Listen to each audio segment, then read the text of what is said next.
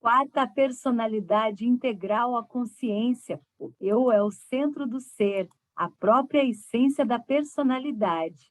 Ser pessoa é ter uma consciência, um eu que reflete, examina-se, recorda-se. Poder-se-á, porém, conhecer, analisar e descrever o eu, os seus misteriosos reconditos, as suas forças latentes, os seus germes fecundos, as suas atividades silenciosas. As psicologias, as filosofias do passado debalde o tentaram. Os seus trabalhos não fizeram mais do que tocar de leve a superfície do ser consciente. As camadas internas e profundas continuaram obscuras, inacessíveis, até ao dia em que as experiências do hipnotismo, do espiritismo, da renovação da memória aí projetaram, afinal, alguma luz. Então se pôde ver que em nós se reflete, se repercute todo o universo na sua dupla imensidade, de espaço e de tempo. Dizemos de espaço, porque a alma, nas suas manifestações livres e plenas, não conhece as distâncias. Dizemos de tempo, porque um passado inteiro dorme nela ao lado do futuro que aí jaz no estado de embrião. As escolas antigas admitiam a unidade e a continuidade do eu, a permanência, a identidade perfeita da personalidade humana e a sua sobrevivência. Os seus estudos basearam-se no sentir íntimo, no que em nossos dias se chama introspecção. A nova psicologia experimental considera a personalidade como um agregado, um composto, uma colônia. Para ela é apenas aparente a unidade do ser que pode decompor-se. O eu é uma coordenação passageira, disse TH. Ribot. 42. Essas afirmações baseiam-se em fatos de experiência que não se podem deixar de parte, tais como vida intelectual inconsciente, alterações da personalidade, correlação entre as doenças da memória e as lesões do cérebro, etc. Como aproximar e conciliar teorias tão dissemelhantes e contudo baseadas, ambas, na ciência de observação, de maneira simples, pela própria observação, mais atenta, mais rigorosa. Myers disse-o por estes termos. 43. Uma investigação mais profunda, mais audaz, exatamente na direção que os psicólogos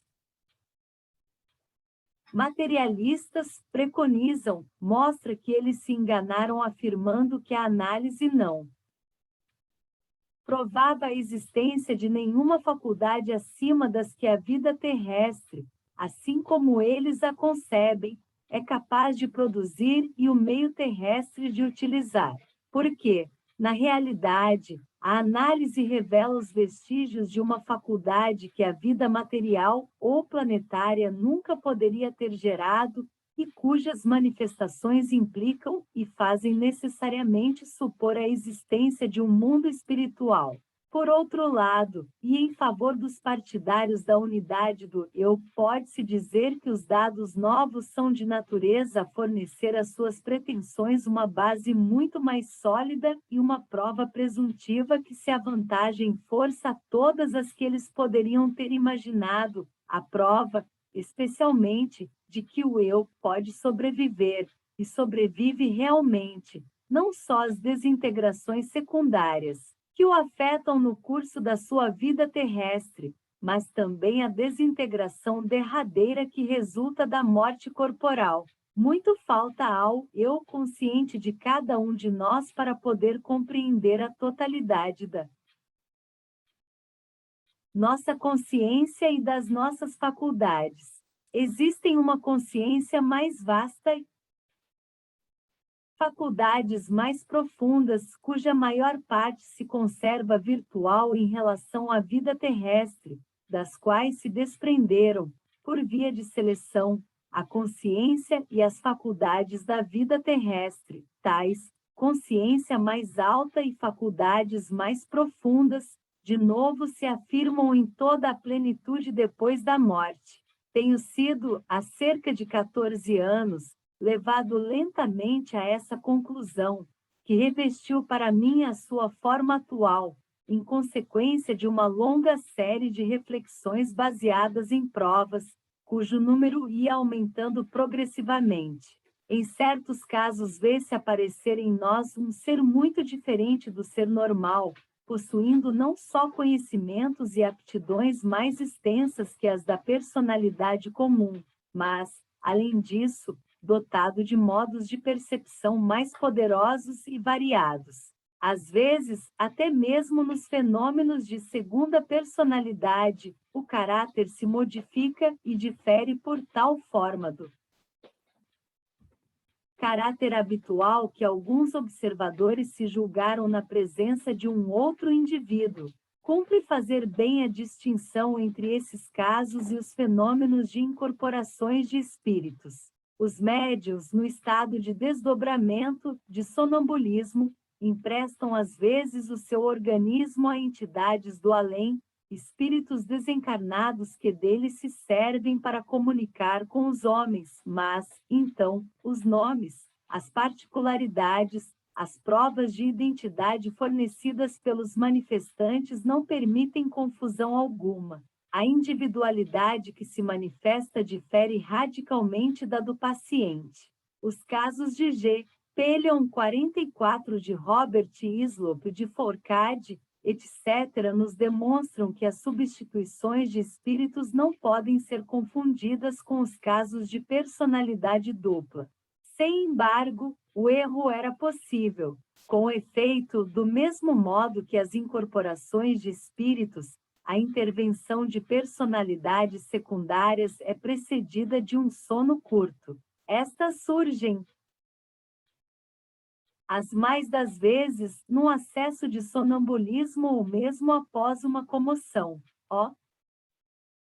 Período de manifestação, a princípio de breve duração, prolongar-se pouco a pouco, repete-se e vai se destacando, cada vez com maior precisão, até adquirir e constituir uma cadeia de recordações particulares que se distinguem do conjunto das recordações registradas na consciência normal. Esse fenômeno pode ser facilitado ou provocado pela sugestão hipnótica. É mesmo provável que nos casos espontâneos, em que nenhuma vontade humana intervém, o fenômeno seja devido à sugestão de agentes invisíveis, guias e protetores do suja.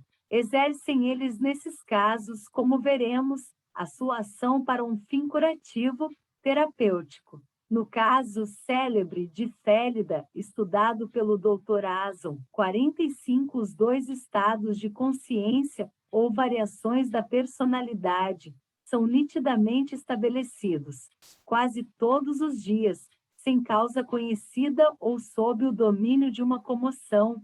Ela é tomada pelo que chama a sua crise. De fato, entra no seu segundo estado. Acha-se sentada com um trabalho de costura na mão ou de repente, sem que nada o possa fazer. Prever e depois de uma dor nas fontes, mais violenta que de costume, a cabeça cai-lhe sobre o peito, as mãos ficam inativas e descem inertes ao longo do corpo. Dorme ou parece dormir um sono especial, porque nenhum barulho, nenhuma excitação, beliscadura ou picada a podem acordar. Ademais, essa espécie de sono sobrevém subitamente e dura 2 ou 3 minutos. Antes durava muito mais. Depois, Félida acorda, mas o seu estado intelectual não é o mesmo que era antes de adormecer. Tudo parece diferente. Ergue a cabeça e, abrindo os olhos, cumprimenta sorrindo as pessoas que a cercam, como se tivesse chegado nessa ocasião. A fisionomia, triste e silenciosa antes, ilumina-se e respira alegria. A sua palavra é breve.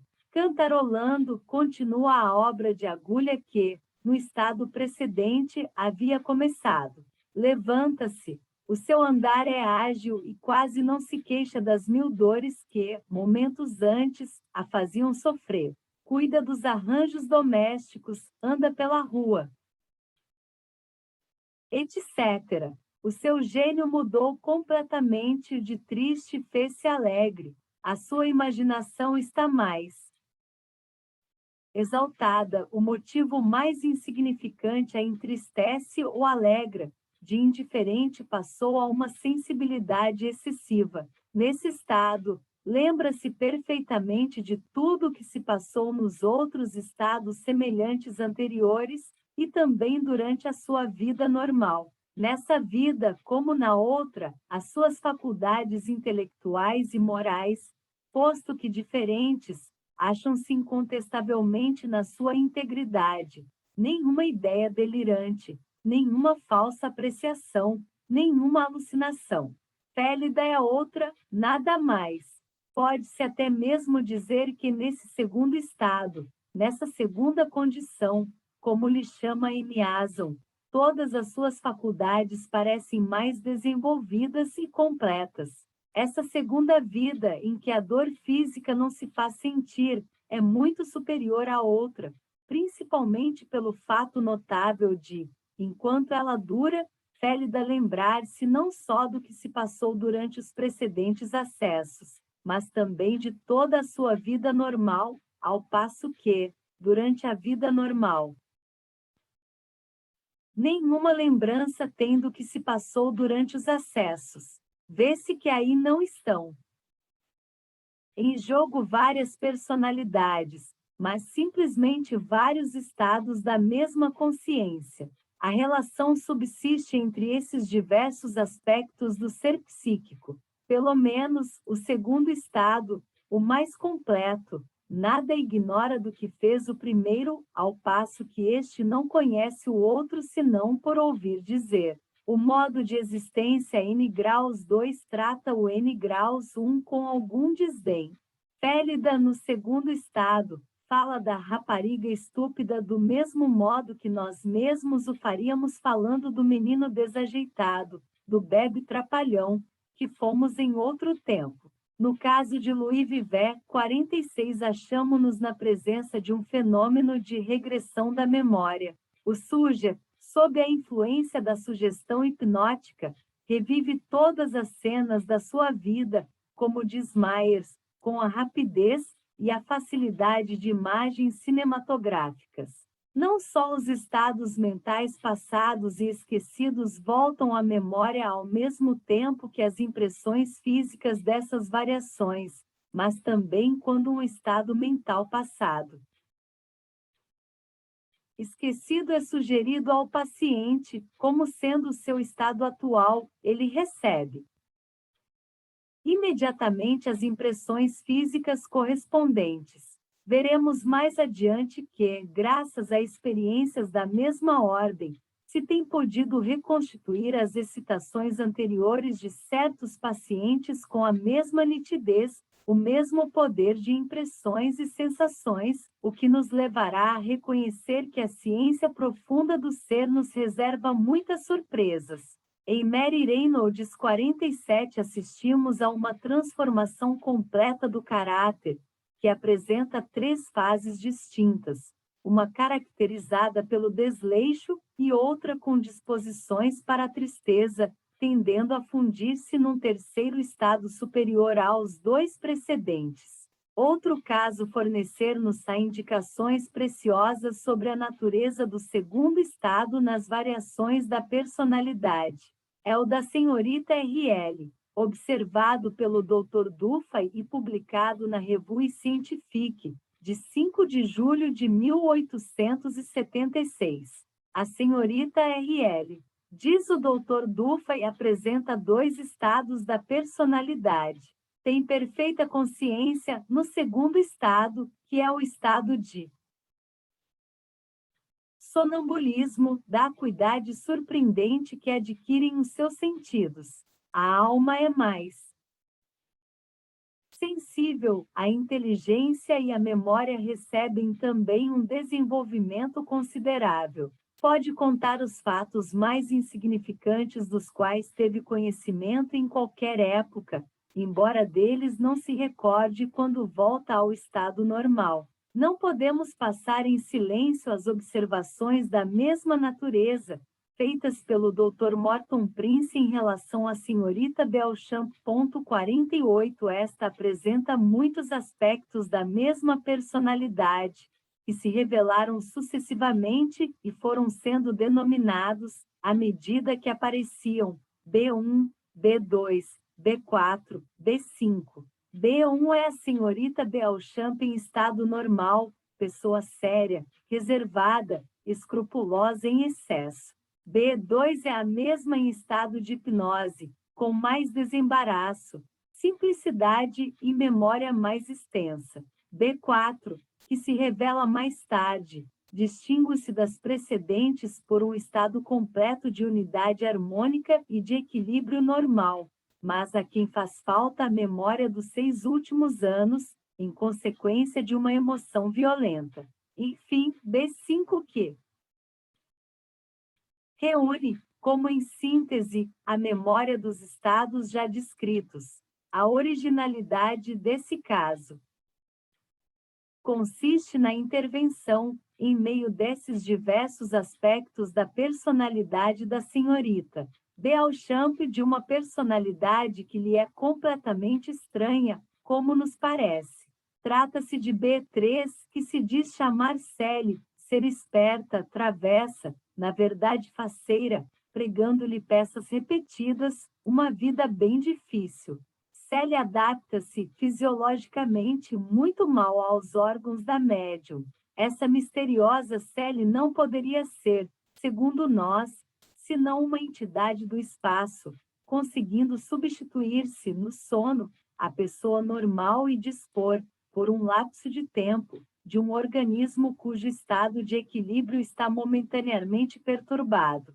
Esse fenômeno pertence à categoria das incorporações de espíritos, de que tratamos especialmente em outra obra. 49. Por seu turno, o Dr. Herbert Mayo aponta um fenômeno de memória quíntuplo.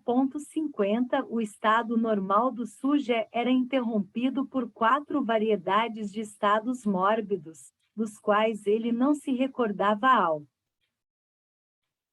acordar, mas cada um desses estados conservava uma forma de memória que lhe era peculiar. Finalmente, F. Myers, na sua obra magistral, 51, todas essas personalidades, posto que absolutamente distintas e características, eram, cada qual no seu gênero, interessantes, e a número 2, em particular, tem feito e continua a fazer a alegria dos seus amigos, todas as vezes que aparece e que lhes é dado se aproximarem dela. Aparece sempre nos momentos de fadiga excessiva, de excitação mental, de prostração. Sobrevém, então, e persiste às vezes durante alguns dias. O eu original afirma sempre a sua superioridade, estando ali as outras apenas em atenção a ela e para seu proveito. A número 1, nenhum conhecimento pessoal tem das outras duas, relata, segundo o Dr. Mason, um caso de personalidade múltipla que entendemos dever reproduzir. Alma-se era uma donzela muito sã e inteligente, de gênio inalterável e insinuante, espírito de iniciativa em tudo que empreendia, estudo, esporte, relações sociais. Em seguida, um cansaço intelectual e uma indisposição da qual não fez caso, viu sua saúde seriamente comprometida. Decorridos 2 anos de grandes sofrimentos, fez brusca aparição uma segunda personalidade. Numa linguagem meio infantil, meio indiana, esta personalidade anunciava-se como sendo a número 2, que vinha para aliviar os sofrimentos da número 1. Ora, o estado da número 1 nesse momento era dos mais deploráveis: dores, debilidade, síncopes frequentes, insonias, estomatite mercurial, de origem medicamentosa, impossibilitando a alimentação. A número 2 era alegre e terna, de conversa sutil e espirituosa, inteligência clara, alimentando-se bem e abundantemente, com maior proveito, dizia ela, do que a número 1.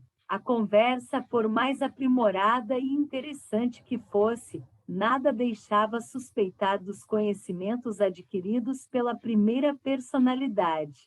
Manifestava uma inteligência supranormal relativamente ao que se passava na vizinhança. Foi nessa época que o autor começou a observar esse caso, e eu não o perdi de vista durante 6 anos consecutivos. 4 anos depois de ter aparecido a segunda personalidade, manifestou-se inopinadamente uma terceira que se fez conhecer pelo nome de Moleque.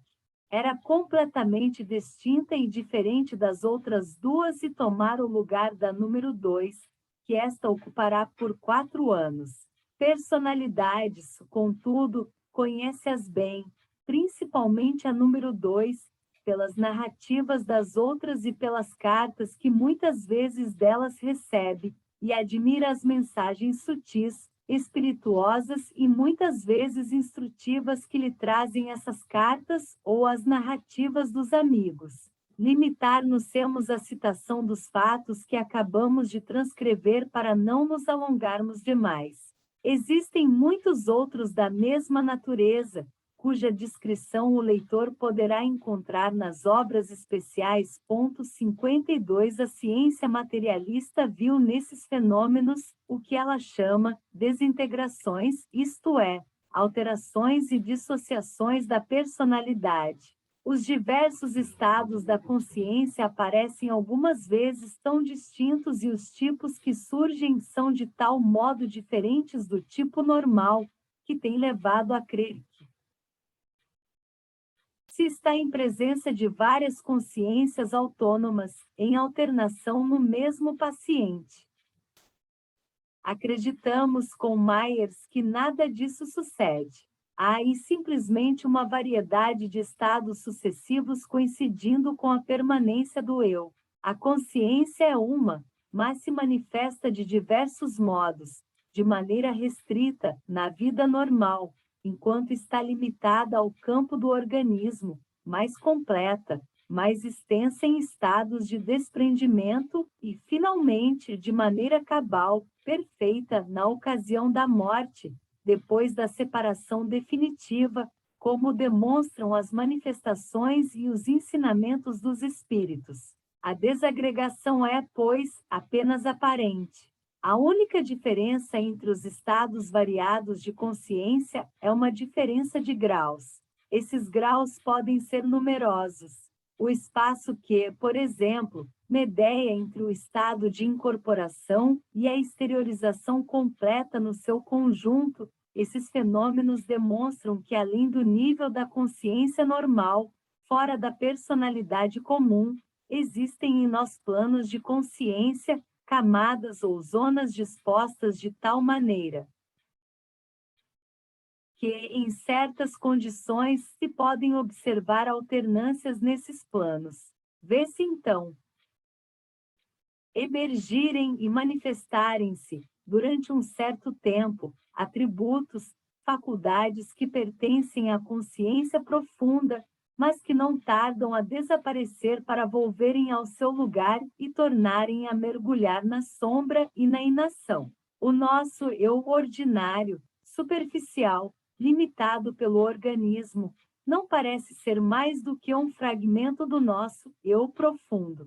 Neste está registrado um mundo inteiro de fatos, de conhecimentos, de recordações referentes ao longo passado da alma. Durante a vida normal, todas essas reservas permanecem latentes, como que sepultadas por baixo do invólucro material, reaparecem no estado de sonambulismo. O apelo da vontade e a sugestão as mobilizam, e elas entram em ação e produzem os estranhos fenômenos que a psicologia oficial comprova sem os poder explicar.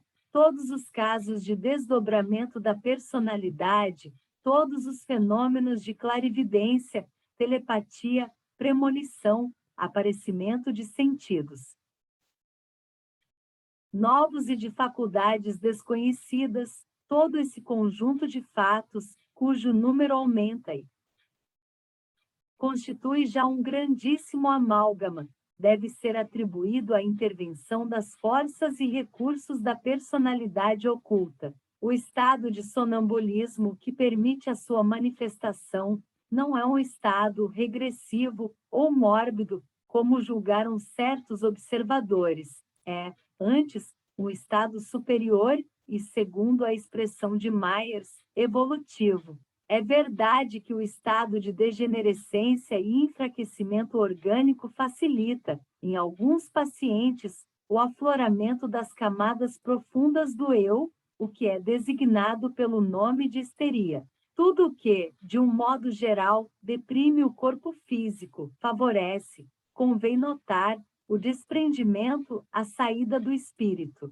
A esse respeito, muitos testemunhos nos seriam fornecidos pela lucidez dos moribundos, mas, para avaliar somente esses fatos, é mister considerá-los principalmente sob o ponto de vista psicológico. Aí está toda a sua importância. Parece considerável. A personalidade não deixa, por isso, de permanecer. Idêntica através da concatenação dos fatos da consciência, que um laço contínuo liga entre si, desde as modificações mais simples do estado normal até os casos que comportam transformação da inteligência e do caráter, desde a simples ideia fixa e os sonhos até a projeção da personalidade no mundo espiritual, nesse além onde a alma recupera a plenitude das suas percepções e dos seus poderes. Já no decurso da existência terrestre, da infância à velhice, vemos o eu modificar-se incessantemente. A alma atravessa uma série de estados, anda em mudança contínua. Não obstante, no meio dessas diversas fases, é invariável a fiscalização que exerce sobre o organismo. A fisiologia salientou a sábia e harmoniosa coordenação de todas as partes do ser, as leis da vida orgânica e do mecanismo nervoso, que não podem ser explicadas sem a presença de uma unidade central. Essa unidade soberana é a origem e a causa conservadora da vida. Relaciona-lhe todos os elementos, todos os aspectos. Foi por uma consequência não menos perniciosa das teorias materialistas que os psicólogos da escola oficial chegaram a considerar gênio como uma neurose, quando ele pode ser a utilização, em maior escala, dos poderes psíquicos ocultos no homem. Myers, falando da categoria dos histéricos que conduzem o mundo, emite a opinião de que a inspiração do gênio não seria mais do que a emergência, no domínio das ideias conscientes, de outras ideias em cuja elaboração a consciência não tomou parte, mas que se tem formado isoladamente, por assim dizer, independentemente da vontade, nas regiões profundas do ser. 53 em geral. Aqueles que tão levianamente são qualificados como degenerados, são muitas vezes progenerados, e nestes sensitivos, histéricos ou neuróticos, as perturbações do organismo físico e as alterações nervosas muito caracterizadas em certas inteligências geniais, como em outro lugar vimos, no Invisível, último capítulo, podem realmente ser um processo de evolução pelo qual toda a humanidade terá de passar para chegar a um grau mais intenso da vida planetária. Desenvolvimento do organismo humano até a sua expansão completa é sempre acompanhado de perturbações, do mesmo modo que o aparecimento de cada novo ser na Terra é delas precedido. Em nossos esforços dolorosos para maior soma de vida, os valores mórbidos transmutam-se em forças morais. As nossas necessidades são instintos em fusão, que se concretizam em novos sentidos para adquirir mais poder e conhecimento. Mesmo no estado comum, no estado de vigília, emergências, Impulsos do eu profundo podem remontar até as camadas exteriores da personalidade, trazendo intuições, percepções, lampejos bruscos sobre o passado e o futuro do ser, os quais denotam faculdades muito extensas, que não pertencem ao eu normal. Cumpre relacionar com essa ordem de fenômenos a maior parte dos casos de escrita automática. Dizemos a maior parte, porque sabemos de outros que têm como causa agentes externos e invisíveis. Há em nós uma espécie de reservatório de águas subterrâneas, donde, em certas horas, rompe e sobe à superfície uma corrente rápida e em ebulição.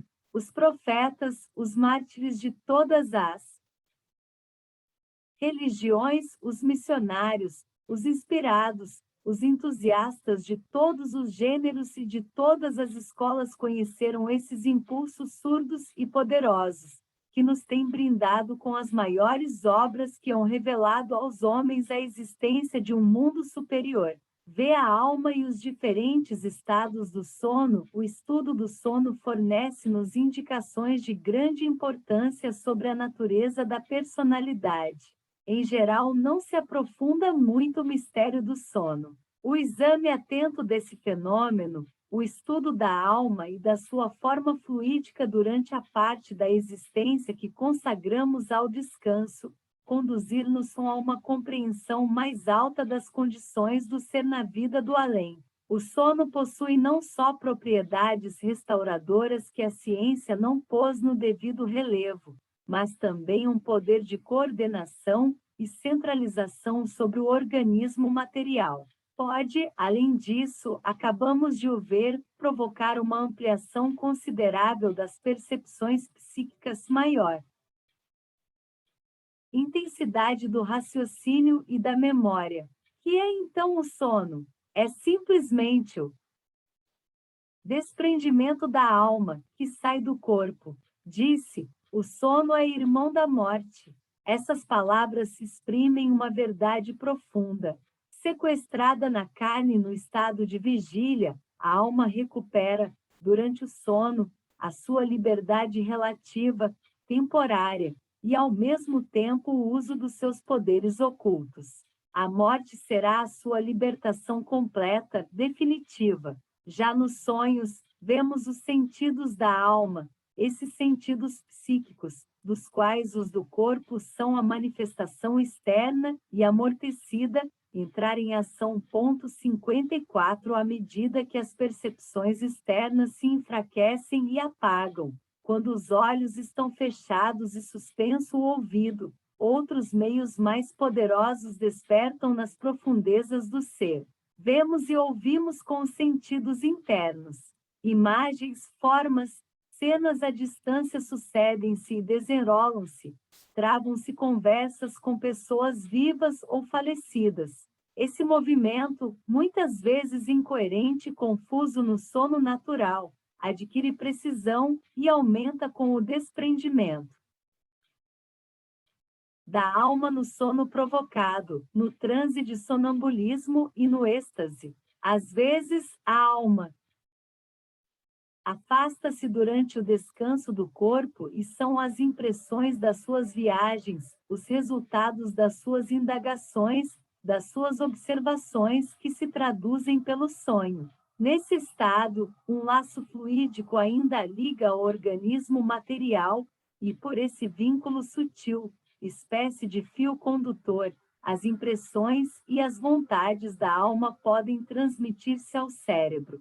É pelo mesmo processo que, nas outras formas do sono, a alma governa o seu invólucro terrestre, fiscaliza-o, dirige-o. Essa direção, no estado de vigília, durante a incorporação, exercita-se de dentro para fora, efetuar-se-á em sentido inverso nos diferentes estados de desprendimento. A alma, emancipada, continuará a influenciar o corpo mediante o laço fluídico que continuamente liga um à outra. Desde esse momento, no seu poder psíquico reconstituído, a alma exercerá sobre o organismo carnal uma direção mais eficaz e segura.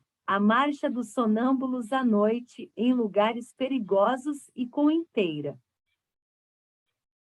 segurança, é uma demonstração evidente desse fato. Sucede o mesmo com a ação terapêutica provocada pela sugestão. Esta é eficaz, principalmente no sentido de facilitar o desprendimento da alma e dar-lhe o poder absoluto de fiscalização, a liberdade necessária para dirigir a força vital acumulada no perispírito e, por esse meio, restaurar as perdas sofridas pelo corpo físico.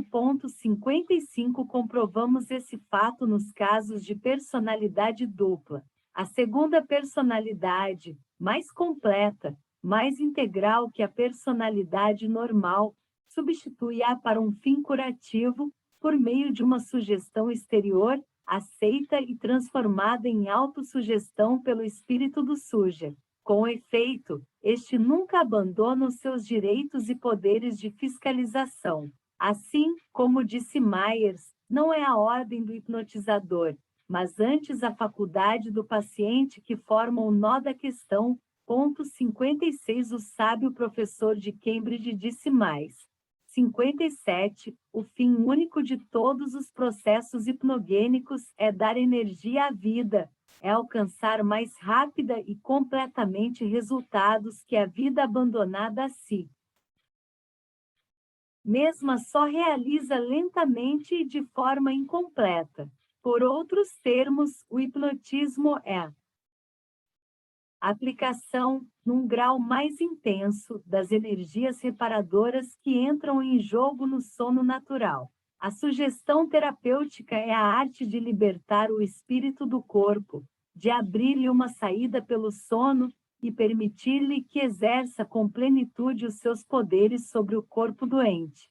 As pessoas sugestionáveis são aquelas cujas almas indolentes ou que pouco têm evolvido não estão aptas para desprenderem-se por si mesmas e agir utilmente no sono ordinário para restaurar as perdas do organismo. A sugestão em si mesma não é, pois, mais do que um pensamento, um ato da vontade, diferindo somente da vontade ordinária por sua concentração e intensidade.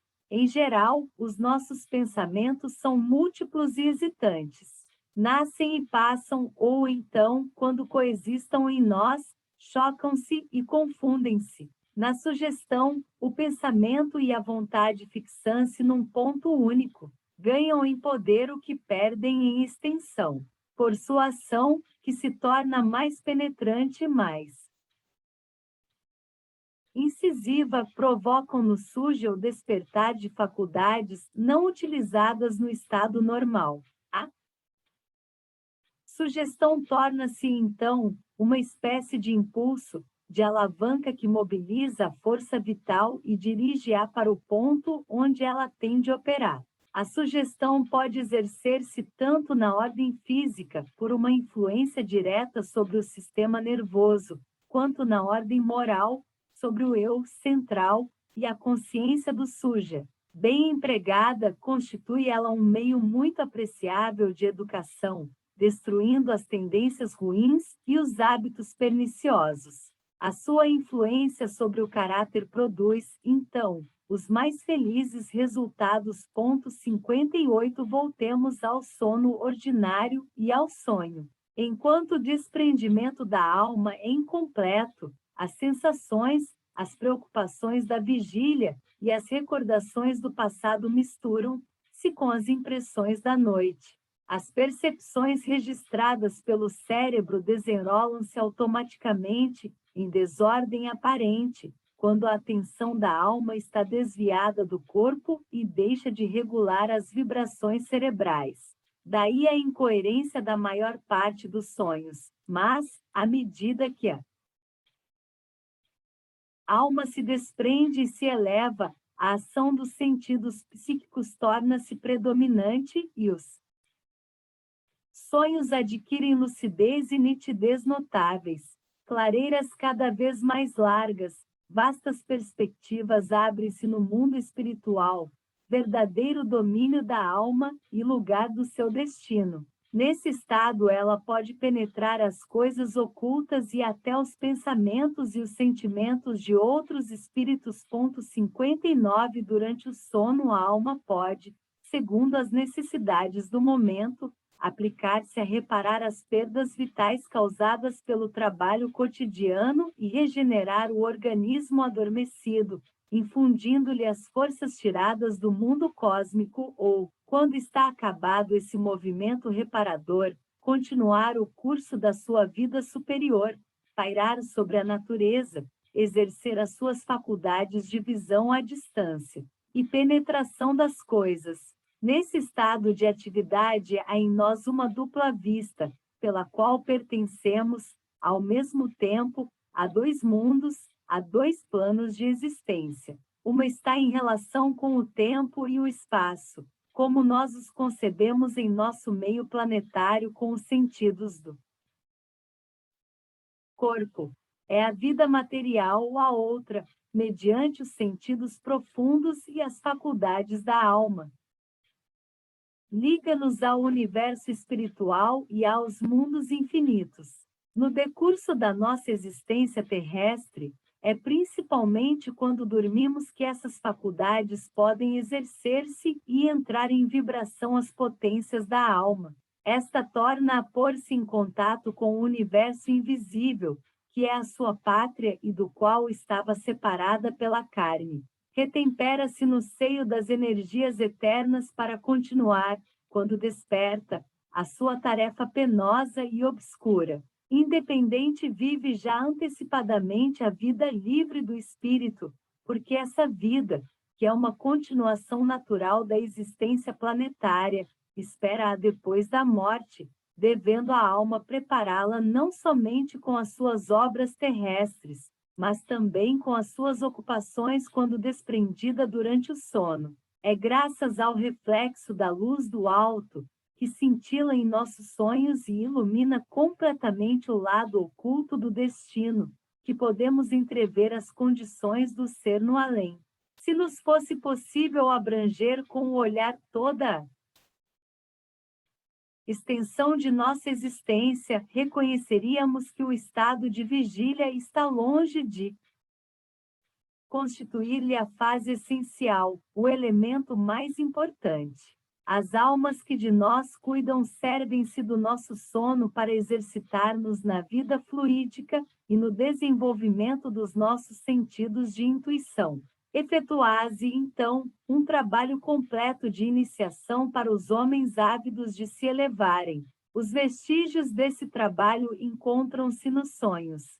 Assim, quando voamos, quando deslizamos com rapidez pela superfície do solo, significa isso a sensação do corpo fluídico, ensaiando-se para a vida superior.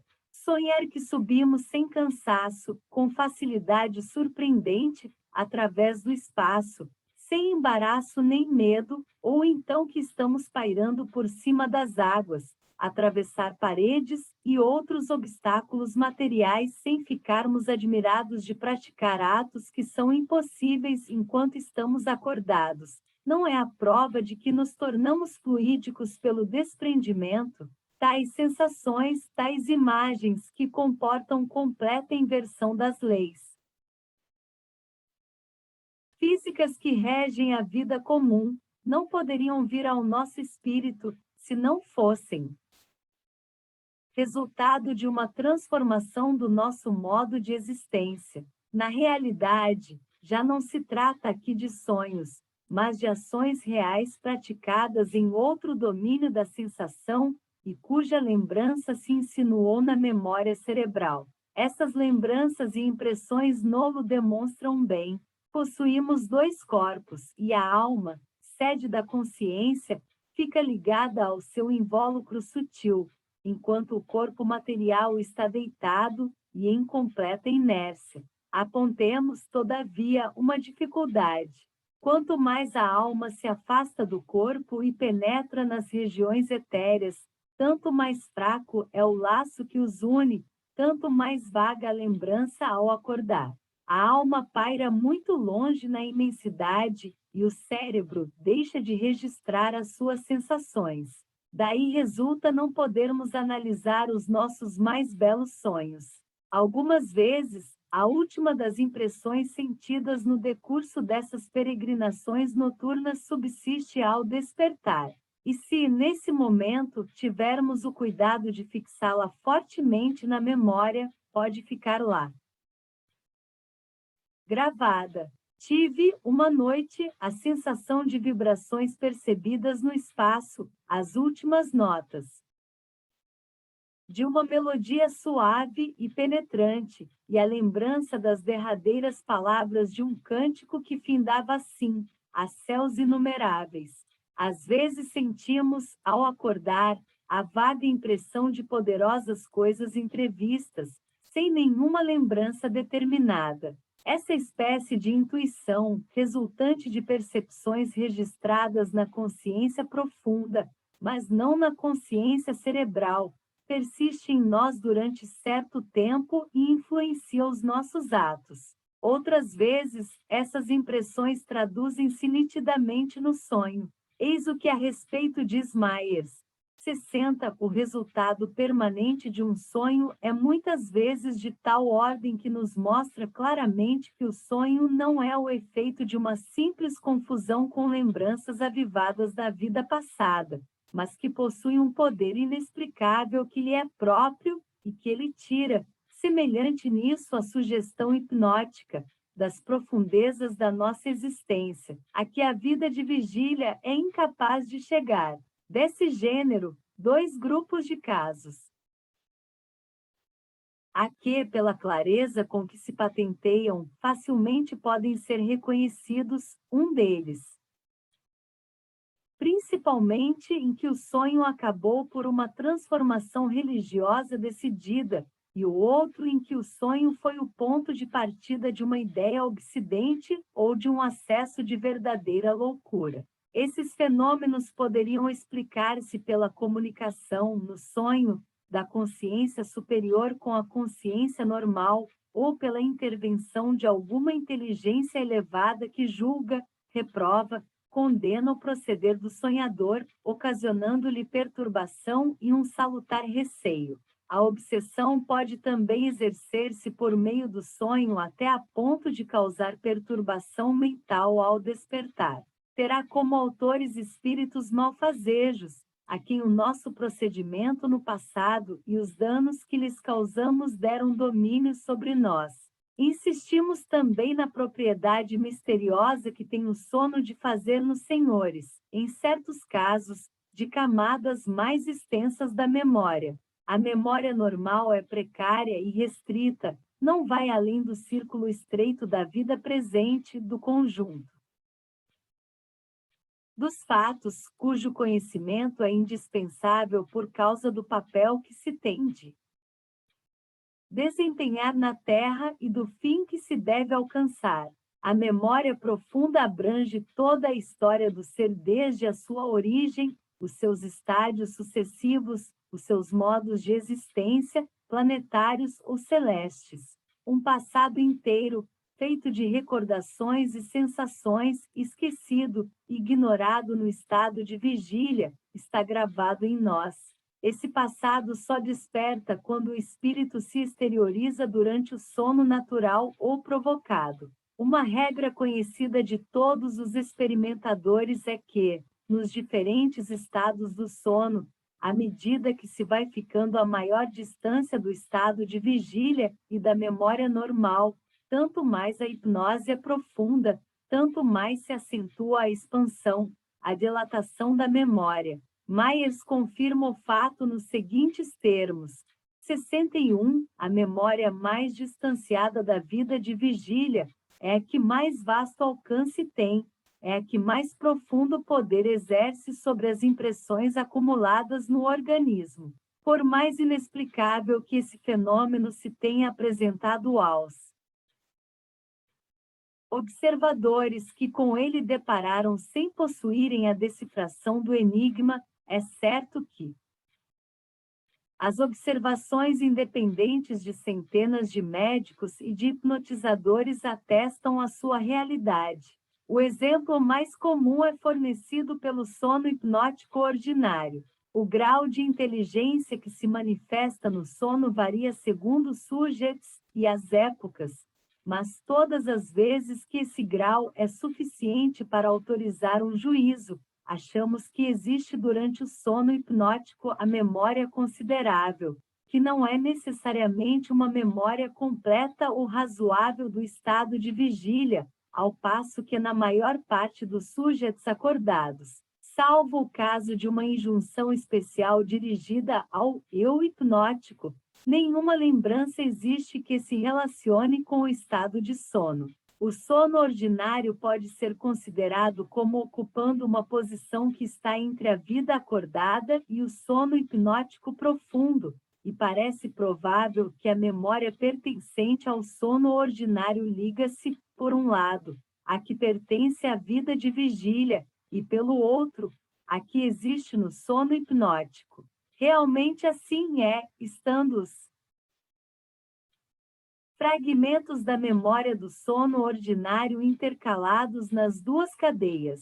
Myers, em apoio às suas palavras, cita 62 vários casos em que fatos retrospectivos esquecidos, e outros dos quais o que dorme nunca teve conhecimento, se revelam no sonho. As experiências a que se refere Myers, vê-las quando tratarmos da questão das reencarnações, foram levadas muito mais longe do que ele o previa, e as consequências que daí provêm são imensas.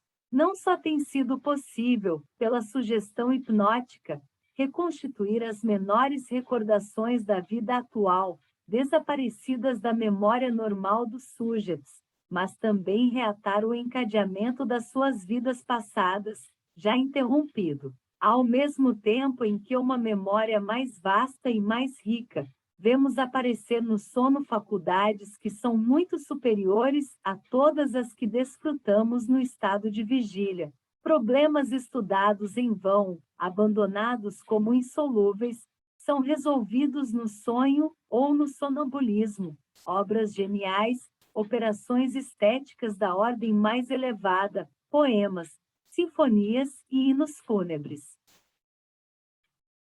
são concebidos e executados. Há em tudo isso uma obra exclusiva do eu superior ou a colaboração de entidades espirituais que vêm inspirar os nossos trabalhos? É provável que esses dois fatores intervenham nos fenômenos dessa ordem. Mayer cita o caso de Agassiz descobrindo, enquanto dormia, o arranjo esquelético de ossadas dispersas que ele tentará, por várias vezes e sem resultado, acertar durante a vigília. Lembraremos os casos de Voltaire, La Fontaine, Coleridge, S. Bach, Tartini, etc., executando obras importantes em condições análogas. 63 Finalmente, importa mencionar uma forma de sonhos cuja explicação escapou até agora à ciência. São os sonhos premonitórios, complexo de imagens e visões que se referem a acontecimentos futuros e cuja exatidão é ulteriormente verificada. Parecem indicar que a alma tem o poder de penetrar o futuro ou que este lhe é revelado por inteligências superiores. Assinalemos o sonho da duquesa de Hamilton, que viu com antecipação de 15 dias a morte do conde de L, com particularidades de natureza íntima que acompanharam esse acontecimento.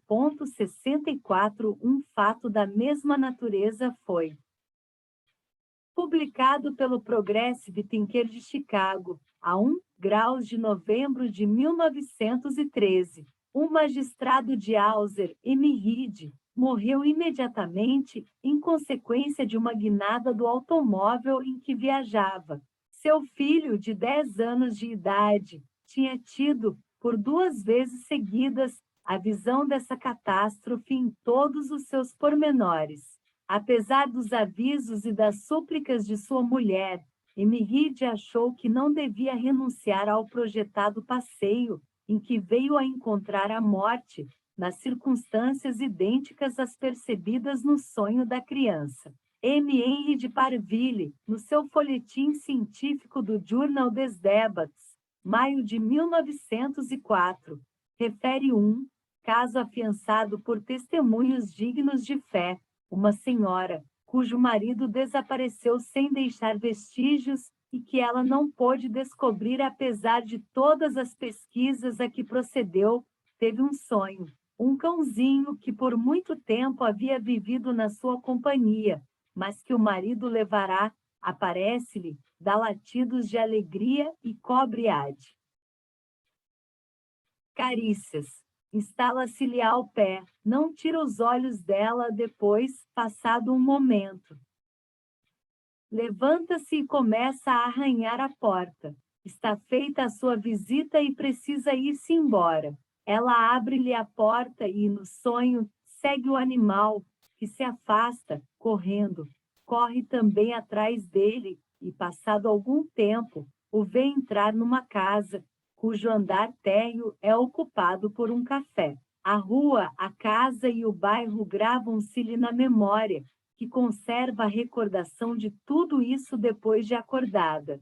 Preocupada com esse sonho, conta-o a 3 pessoas da vizinhança, que depois deram testemunho da autenticidade dos fatos. Decide-se, finalmente, a seguir a pista do cão e encontra o marido na rua e na casa que vira em sonho. Os Análises de Sciences Psychiques, de julho de 1905, citava 2 sonhos premonitórios acompanhados de circunstâncias que lhe dão caráter muito comovente. Finalmente, achamos na Revue de Psychologie de la Suisse Romande, 1905, página 379, o caso de um mancebo que se via muitas vezes a si mesmo numa alucinação autoscópica. Precipitado do cimo de um rochedo e estendido, ensanguentado e contundido no fundo de um barranco. Essa premonição fatal realizou-se, ponto por ponto, a 10 de julho de 1904, no Monte do Salève, perto de Genebra. À proporção que nos vamos elevando na ordem dos fenômenos psíquicos, vão-se eles apresentando com maior clareza, com maior rigor e trazem-nos provas mais decisivas da independência e da sobrevivência do espírito. As percepções da alma no sono são de 2 espécies. Verificamos primeiramente a visão à distância, a clarividência, a lucidez. Vem depois um conjunto de fenômenos designados pelos nomes de telepatia e telestesia, sensações e simpatias à distância. Compreende a recepção e transmissão dos pensamentos, das sensações, dos impulsos motrizes. Com esses fatos relacionam-se os casos de desdobramentos e aparições designados pelos nomes de fantasmas dos vivos. A psicologia oficial teve de verificar esses casos em grande número, sem os explicar. 65 Os análises dão depois a narrativa circunstanciada do inquérito e das pesquisas feitas pelo juiz de paz. Estabelecem que os ossos eram, na realidade, os do pai do guarda que os coveiros, terminado o prazo legal, haviam exumado. Iam eles transportá-los para o ossuário, à noitinha, quando o frio e a neve os obrigaram a deixar o serviço para o dia seguinte. Todos esses fatos ligam-se entre si e formam uma cadeia contínua. Em princípio, constituem, no fundo, um só e mesmo fenômeno, variável na forma e intensidade, isto é, o desprendimento gradual da alma. Vamos seguir esse desprendimento nas suas diversas fases, desde o despertar dos sentidos psíquicos e das suas manifestações em todos os graus, até a projeção, a distância, de todo o espírito, alma e corpo fluídico. Examinemos primeiramente os casos em que a visão psíquica se exerce com agudeza notável. Citamos alguns nas nossas obras precedentes. Aqui apresentamos um, mais recente, publicado por toda a imprensa londrina, o desaparecimento da senhorita, Roland, processo criminal que apaixonou a Inglaterra, foi explicado por um sonho. A polícia a procurava inutilmente. O acusado, Samuel Douglas, que estava para ser solto, pretendia que ela havia partido para destino desconhecido. Os jornais de Londres publicaram desenhos que representavam a casa em que morava a senhorita Roland e o jardim da mesma casa. Uma criada viu a gravura e exclamou: "Aí está o meu sonho", e indicou um lugar ao pé de uma árvore, dizendo: "Está ali um cadáver". Soube-o a polícia e, na presença dos agentes, ela confirmou as suas declarações. Explicou que vira em sonho esse jardim e no solo, no lugar indicado, um corpo enterrado. A polícia mandou escavar o terreno nesse lugar e nele foi encontrado o cadáver da senhorita Roland. Ficou provado que a criada nunca conhecera essa pessoa nem pusera os pés nesse jardim. C. Flammarion, na sua obra O Desconhecido e os Problemas Psíquicos, menciona uma série completa de visões diretas, à distância, durante o sono, resultante de um inquérito feito na França sobre os fenômenos dessa ordem. Vamos referir um caso mais complicado: os Análises de Sciences. Psychiques, de Paris, setembro de 1905. Página 551, contém a relação circunstanciada, autenticada pelas autoridades legais de Castel di Sangro, Itália, de um sonho macabro, coletivo e verídico. O guarda rural do barão Rafael Corrado viu em sonho, na noite de 3 de março último, seu pai, falecido havia 10 anos. Exprobrou-lhe, a ele, aos irmãos e irmãs, o teremos esquecido, e, coisa mais grave, deixarem os seus pobres ossos desenterrados pelos coveiros, abandonados sobre a neve, por trás da torre do cemitério, à mercê dos lobos. A irmã do guarda sonhou exatamente a mesma coisa, e o irmão, muito impressionado, pegou na espingarda e, não obstante a tempestade de neve que atormentava a região, dirigiu-se para o cemitério, situado num monte que dominava a cidade. Aí, por trás da torre, entre as silvas e por cima da neve, em que havia sinais de patas de lobo, viu ossos humanos.